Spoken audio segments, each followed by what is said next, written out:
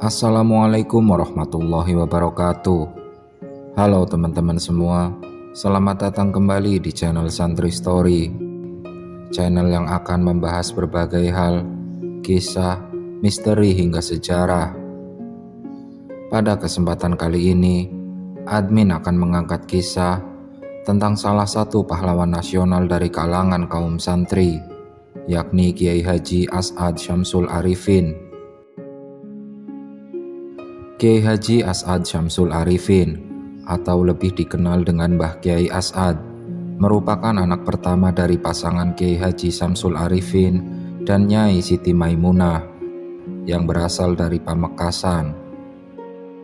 Kiai As'ad lahir pada tahun 1897 di Mekah, tepatnya di kampung Syi'ib Ali yang berdekatan dengan Masjidil Haram.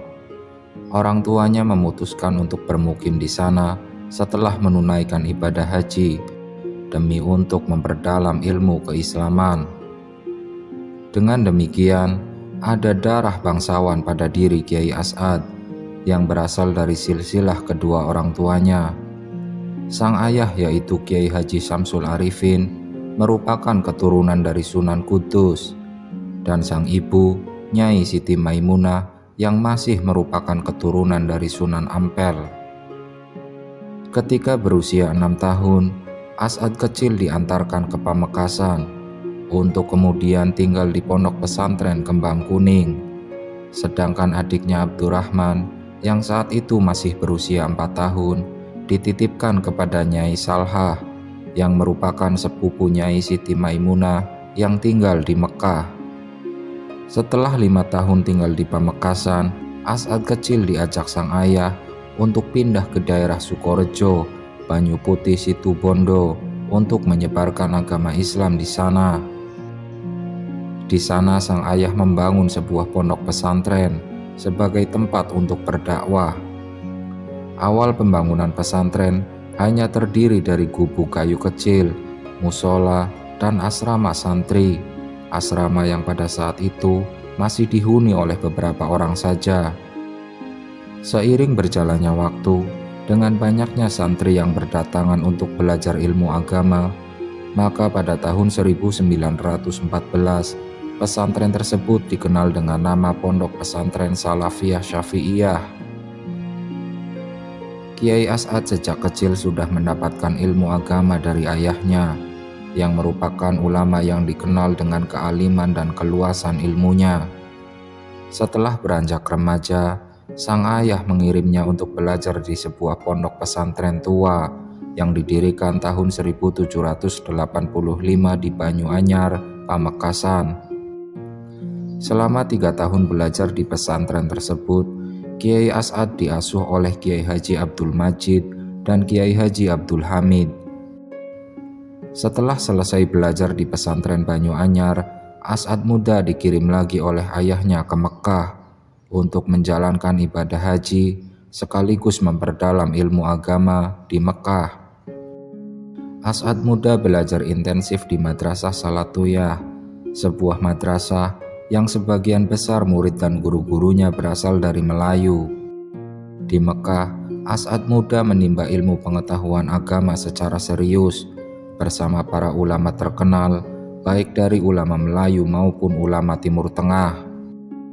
Di antara gurunya adalah Syekh Abbas Al-Maliki, Syekh Hasan Al-Yamani, Syekh Muhammad Amin Al-Qutbi, Syekh Hasan Al-Masad, Syekh Bakir, dan Syekh Syarif As-Sinkiti. Sepulangnya dari Mekah, Kiai As'ad tidak langsung meneruskan pesantren ayahnya, akan tetapi mengembara di berbagai pondok pesantren lain untuk kembali memperdalam ilmu agama. Antara lain di pesantren Tebu Ireng Jombang, asuhan Kiai Haji Hasyim Asy'ari, pesantren Demangan, pesantren Bangkalan asuhan Syekhona Khalil, pesantren Panji Buduran, pesantren Tetango Sampang, dan pesantren Sidogiri Pasuruan. Ketika nyantri di pesantren Syekhona Khalil, Kiai As'ad termasuk santri andalan. Suatu hari pada tahun 1924, Syekhona Khalil memanggil Kiai As'ad untuk kemudian menugasi Kiai As'ad mengantarkan sebuah tongkat dengan pesan surah Toha ayat 18 hingga 21 kepada Kiai Hasyim Asy'ari di Tebu Ireng.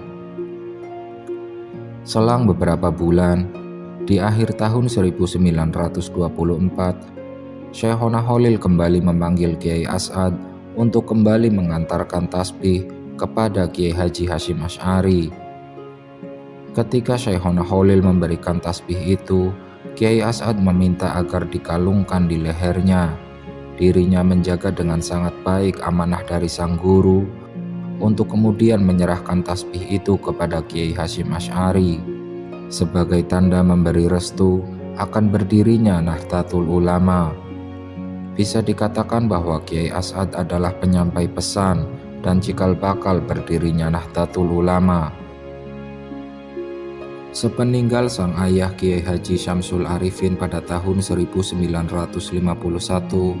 kepengasuhan pesantren Salafiyah Syafi'iyah diberikan kepada Kiai As'ad. Di bawah asuhannya, pesantren mengalami perkembangan cukup pesat, sehingga pada tahun 1968 berdirilah sebuah universitas Syafi'iyah dengan fakultas tarbiyah dan fakultas dakwah. Itulah sepenggal kisah perjalanan Kiai As'ad pada saat menimba ilmu. Selanjutnya, admin akan menceritakan tentang beberapa karomah dari Kiai Haji As'ad Syamsul Arifin. Berada di 3 tempat di waktu yang bersamaan. Perihal karomah pada seorang Kiai As'ad, bagi sejumlah orang di sekitarnya dan para santrinya, mungkin sudah tidak asing lagi dengan kelebihan luar biasa yang dimiliki Kiai As'ad, yang tak sama layaknya orang pada umumnya. Banyak orang dekat Kiai As'ad, santri, bahkan beberapa kiai lain pernah menceritakan perihal fenomena yang bisa dikatakan langka namun fakta itu. Seperti kisah yang dirasakan Mas'ud misalnya. Konon, santri yang biasa bertugas melayani keperluan Kiai As'ad itu dibuat takjub secara berulang kali saat mengetahui kelebihan pada sosok Kiai karismatik itu. Suatu ketika, Mas'ud diajak Kiai As'ad untuk melihat para pekerja yang sedang membangun gedung madrasah di sebelah barat kantor asrama. Kiai As'ad yang termasuk seorang kiai perokok menyuruh Mas'ud untuk mengambilkan sebungkus rokok yang berada tepat di atas pintu kamar Kiai As'ad. Mendengar perintah dari kiainya itu, dengan sigap Mas'ud langsung berlari menuju kamar pribadi Kiai As'ad. Jarak antara pembangunan gedung madrasah dengan kamar bisa dibilang lumayan jauh, kurang lebih sekitar 300 meter, sehingga Mas'ud harus melewati sudut-sudut madrasah dan asrama santri putri. Kejanggalan mulai Mas'ud rasakan tak jauh saat mendekati kamar pribadi Kiai As'ad. Bagaimana tidak, Kiai As'ad yang baru saja memerintahkan Mas'ud untuk mengambil rokok dari tempat pembangunan yang jaraknya lumayan jauh, kini tiba-tiba Kiai As'ad sedang berada di kelas asrama putri, sedang memberikan pengarahan kepada para santri-santrinya. Mas'ud sangat kaget melihat dari balik jendela bahwa Kiai As'ad sekarang tiba-tiba sudah berada di kelas santri putri. Mas'ud segera menenangkan diri karena perintah untuk mengambil rokok harus dengan segera ia laksanakan. Dengan perasaan yang masih ganjil, Mas'ud meneruskan langkahnya menuju kamar pribadi Kiai As'ad untuk mengambil sebungkus rokok. Ketika Mas'ud tepat berada di depan kamar Kiai As'ad, Mas'ud kembali terkejut dan kaget bukan main. Pasalnya, Mas'ud juga menjumpai sosok Kiai As'ad sedang membaca Al-Quran di dalam kamar pribadi beliau. Mas'ud hanya bisa terdiam, menyaksikan keganjilan demi keganjilan itu. Lalu ia pun mengurungkan niatnya untuk mengambil sebungkus rokok yang sudah diamanahi Kiai As'ad. Di tengah kebingungannya, Mas'ud beranggapan bahwa Kiai As'ad sudah kembali ke kamarnya dan amanah untuk mengambil rokok itu pun tidak perlu ia lakukan lagi.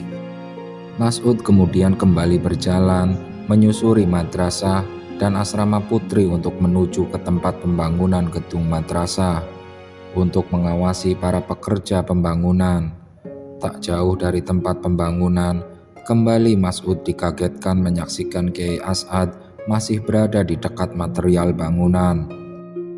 Mas'ud semakin bingung dan tak tahu harus berbuat apa. Namun seketika, ia teringat akan amanah yang Kiai As'ad sampaikan untuk mengambilkannya rokok di dalam kamar pribadi Kiai. Mas'ud benar-benar menyaksikan hal yang tak wajar, sebuah pengalaman yang tak pernah ia lihat semasa hidupnya. Kemudian, untuk kedua kalinya, Mas'ud berlari menuju kamar Kiai As'ad untuk mengambil rokok yang sudah diamanahkan kepadanya. Kembali lagi ketika Mas'ud tepat berada di depan kamar Kiai As'ad, ia menyaksikan Kiai As'ad benar-benar sedang membaca Al-Quran di hadapannya. Kali ini, dengan sedikit rasa percaya diri, Mas'ud mengucapkan salam, memberi isyarat kepada Kiai As'ad yang ia jumpai sedang membaca Al-Quran, sambil tangannya mengambil sebungkus rokok di atas pintu kamar. Dengan posisi tak berubah dan masih di hadapan kitab, Kiai As'ad pun tiba-tiba bertanya, "Ada apa Mas'ud?" tanya sang Kiai dengan nada agak keras. Mas'ud yang sedang diterpa rasa kebingungan yang luar biasa, spontan langsung gemetar. Rasa takut dan bingung bercampur aduk ketika ditegur Kiai As'ad yang sedang membaca Al-Quran. "Tidak ada apa-apa Kiai," jawab Mas'ud. Usai menjawab pertanyaan Kiai As'ad dan dirasa Kiai tak lagi bertanya, perlahan Mas'ud melangkahkan kakinya keluar dari kamar pribadi Kiai As'ad. Mas'ud kemudian kembali ke tempat pembangunan dan benar-benar menyerahkan sebungkus rokok yang barusan ia ambil kepada Kiai As'ad. Mas'ud kembali dikagetkan ketika tiba-tiba Kiai As'ad bertanya kepadanya, "Kenapa lama Mas'ud?" "Maaf Kiai, barusan tadi." "Ya sudah, tak usah kamu teruskan bicaramu," tutur Kiai As'ad mengatakan kepada Mas'ud. Mengusir penjajah Belanda dengan pasir. Kemasyhuran karomah Kiai Haji As'ad juga terbukti pada saat perang kemerdekaan. Beberapa pejuang tampak membawa pasir. Pasir itu konon adalah pemberian dari Kiai As'ad kepada para pejuang. Pasir tersebut kemudian ditaburkan di dekat markas tentara Belanda atau jalan yang akan banyak dilewati tentara Belanda. Anehnya, suatu keajaiban pun terjadi. Ratusan tentara Belanda yang bersenjata lengkap itu tiba-tiba lari terbirit-birit, ketakutan sambil meninggalkan senjatanya. Mungkin mereka semua mengira suara pasir itu adalah suara dentuman senjata api. Para pejuang pun memunguti satu persatu senjata yang sudah ditinggalkan para tentara Belanda itu. Dedengkot preman, insyaf gara-gara disuruh menjaga sandal. Sebagai ulama karismatik, Kiai As'ad terkadang tidak menggunakan cara berdakwah yang lazim. Misalnya saja, dalam urusan pencurian sandal di masjid, hilangnya sandal jamaah adalah hal yang umum terjadi. Di dalam dunia pesantren ada istilah ghosob yang artinya meminjam barang milik orang lain tapi tidak meminta izin dari yang punya barang. Jika mau jujur, istilah ghosob dalam dunia pesantren merupakan bahasa penghalusan saja, karena sebenarnya yang terjadi adalah pencurian barang. Akan tetapi, karena barang yang dicuri adalah barang-barang remeh yang diyakini suatu waktu akan kembali lagi, kehilangan itu biasanya tidak terlalu dipersoalkan. Tapi, jika seorang mengalaminya berkali-kali, pasti akan merasa kesal dan jengkel.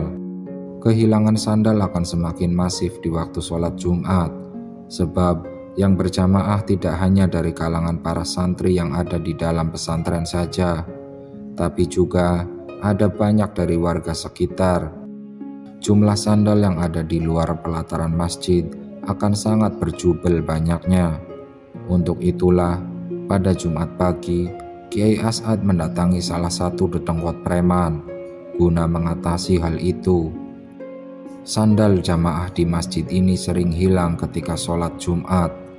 apakah saya bisa minta tolong kamu untuk mengamankan sandal para jamaah sholat Jumat agar tidak hilang? Pinta Kiai As'ad kepada dedengkot preman yang didatanginya itu. Dedengkot preman yang didatangi Kiai As'ad justru merasa sangat senang ketika Kiai As'ad meminta bantuan kepadanya. "Gampang itu Kiai, paling yang mencurinya juga masih anak buah saya. Biar nanti saya yang menjaga langsung, dan saya pastikan tidak akan ada satu sandal pun yang hilang lagi Kiai," jawab si preman bangga karena sudah dipercaya oleh Kiai As'ad dan merasa hidupnya berguna bagi masyarakat. Waktu sholat Jumat pun tiba. Dedengkot preman pun datang dan berjaga-jaga di area sekitaran masjid. Dan benar saja, sejak kehadiran dedengkot preman ini, tidak pernah ada satu sandal pun yang hilang dari masjid. Penjagaan ini pun terus berlanjut, hingga sampai pada sholat Jumat keempat atau sudah masuk 1 bulan. Lama-lama dedengkot preman merasa ada yang aneh. Sebagai sosok yang punya pengaruh dan ditakuti banyak orang di kampungnya, si dedengkot preman merasa menjaga sandal adalah pekerjaan yang kurang keren sama sekali. Untuk itu, si preman akhirnya menghadap ke Kiai As'ad karena ingin protes. "Maaf Kiai, masa saya harus jaga sandal para tukang becak, penjual kacang goreng, dan orang-orang remeh gini? Justru seharusnya orang-orang ini yang menjaga sandal saya, bukan malah sebaliknya." Kiai As'ad balik bertanya, "Kalau sampean tidak mau, terus siapa yang harus jaga sandal? Orang lain kan semuanya ikut sholat Jumat." Dedengkot preman mulai bingung. Dalam hatinya, ia juga tidak mau mengecewakan Kiai As'ad. Sampai akhirnya si preman punya ide. "Begini saja Kiai, saya kan punya banyak anak buah, biar mereka yang menjaga sandal jamaah. Saya biar ikutan sholat Jumat sajalah, daripada saya harus menjaga sandal," tutur si preman bangga, karena sandalnya bakalan jadi sandal yang dijaga. Tanpa pikir panjang, Kiai As'ad pun menyetujui apa yang diminta si preman itu. Singkat cerita, si preman mengajak salah satu anak buahnya dan memintanya untuk menjaga sandal. Sampai beberapa sholat Jumat, si anak buah ini juga ikutan jengkel. "Masa preman suruh jaga sandal?" protes si anak buah kepada dedengkot preman.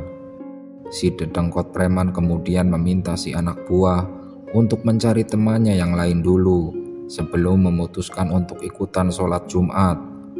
Kejadian ini pun berjalan secara berangsur-angsur, hingga pada akhirnya para preman di sekitar lingkungan pesantren semuanya mengikuti sholat Jumat. Hanya karena alasan sepele, tidak ingin menjaga sandal para jamaah lainnya. Itulah cara unik Kiai As'ad. Beliau tidak langsung menyuruh para preman di sekitar masjid untuk langsung ikut sholat Jumat. Karena jika Kiai As'ad langsung menyuruh mereka ikut sholat Jumat, mereka jelas akan menolaknya dengan berbagai dalih dan alasan. Itulah beberapa kisah dan karomah dari Kiai As'ad Syamsul Arifin, seorang waliullah dan seorang ulama yang sangat karismatik. Sebelum menutup video ini, admin ingin meminta maaf apabila ada kesalahan dan kekeliruan dalam penyebutan nama dan tempat. Teman-teman bisa mengkoreksi di kolom komentar di bawah. Sekian video dari admin, dan sampai jumpa di video Santri Story selanjutnya. Wassalamualaikum warahmatullahi wabarakatuh.